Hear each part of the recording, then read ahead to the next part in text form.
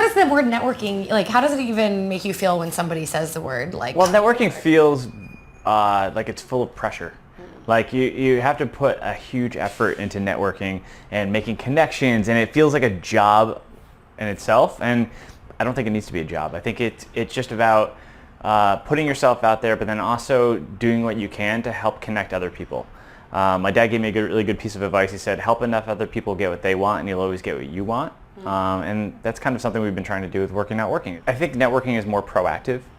You're not hustling because I need something right now from somebody. It's just about kind of starting to build some relationships, putting yourself out there, and then hopefully when the time comes when you may actually need some help or some advice or a hookup for a job or a introduction, those people will be there and part of your network and part of your community because you've already done the legwork, weeks or months or years ago. Also, I mean, you want to demonstrate the behavior that you want to see reflected as well. So, when you meet somebody, following up, that's also really nice when you meet somebody and they follow up with you. If you connect other people and they connect you, right? So you want to do things that you want to see in others. Well, I guess it's hard. You don't want to meet someone and then instantly be asking them for something. And that's where I think a lot of people feel like, oh, I'm networking, I'm trying to freelance, I'm trying to get jobs. So meeting someone and having them get the vibe that you're just like, what can I get out of you? It's not a way to build a relationship with someone. But if you're approachable and you're likable and you're like, oh, how can I help you? What do you need help with? And you can go and start building a relationship that way. It's a lot better doing that than trying to take. So I think approaching networking with the mentality that what can I do to help others is going to end up working a lot better for you in the long run. Mm-hmm. Adam Grant, who's a professor at Wharton, he wrote a book that was really influential for me. It's called Give and Take, and he calls this the 5-minute favor. So coming into networking with the mentality of how can I help others, but without overly extending yourself, because of course you need to stay focused on your work. So that 5-minute favor is thinking, who can I connect this person with that can actually jump in and help support them in a deeper level. And also, I've been talking to a lot of members, and many of them are seemingly surprised when things fall in their lap. But when I ask them, how they go about meeting people, they do talk about connecting others. So it's funny. I don't know if they should be so surprised that things fall in their lap because, in fact, they actually kind of set it up that way for themselves. Yeah, doing the legwork. Yeah. So if you connect enough with other people, it's, I guess, creating a sort of boomerang network where, things do come back to you. Yeah. And quickly. Well, and I think also being honest about what you need help with, too, really helps. I was just talking to a photographer a couple weeks ago, and it's like, oh, are you always doing, it seems like you're always doing portraiture work.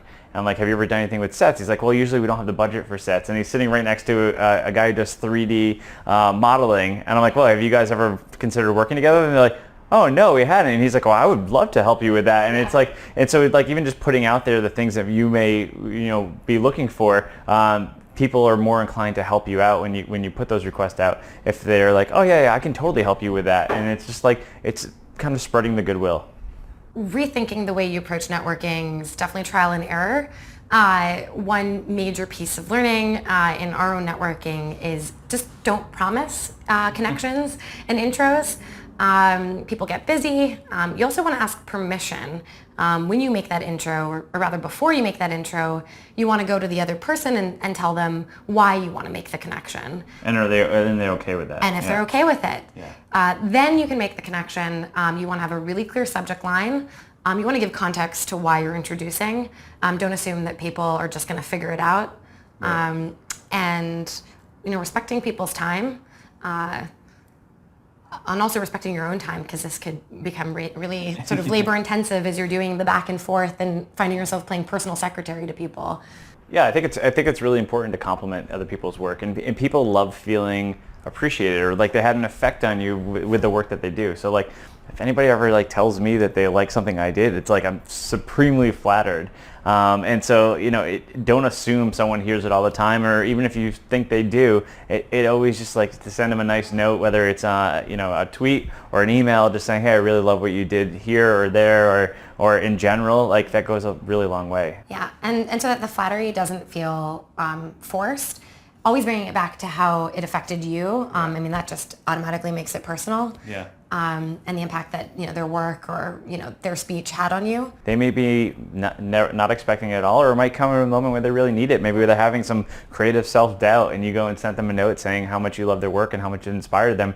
Yeah, that might have like a really profound effect on them. So it's worth putting yourself out there and taking that chance. They're still human, and when you talk about creative self-doubt, that still happens. Yeah. So I think if you're up and coming or a student, to not be intimidated and to not think that your compliments of somebody else is gonna fall on deaf ears. Yeah, and some of like my most I've had young creatives and young students like email me and say something really nice, and I took notice of their work, and I've wanted to help them out, or I've gone and sent a note to somebody and they've helped me out in a big way, and it's kind of changed my career just because I was willing to take the risk of maybe they won't respond, and don't expect a response if you go and reach out to somebody. But there's also a chance that it could come back to you and really help you out. So if you're pitching to media, you really want to save this for when you're doing a launch or an announcement or an update of some sort. Maybe pitching your personal rebrand, maybe, but more like you made an app and you want them to cover it. Yeah. Here's the thing: it should never sound like I want you to cover it. It should always be how this can help them create content of value. Well, because they're looking for content, so yeah. They want, just like managers want to hire you. Everybody's rooting for you. But the way that you have to present it should be much more about, I've seen that you've covered this. Here's what I'm doing. Might that be of interest to you? Here are potential angles that you could take. Would you like more information? And a big piece of that is just doing your research, coming informed. And I know that takes time and time that you feel you don't have, but it'll go a long way. And even, just their one article on you could change everything. Yeah, and I've totally had that happen. Like one article in Time Out in New York ended up getting me press that just lived on for 10 years. It's like it starts a spider web effect. So like it's worth putting the effort in. You might email or write 20 different reporters in 20 different publications, and maybe one of them will pick it up, but that one could actually really make a difference for you. So yeah.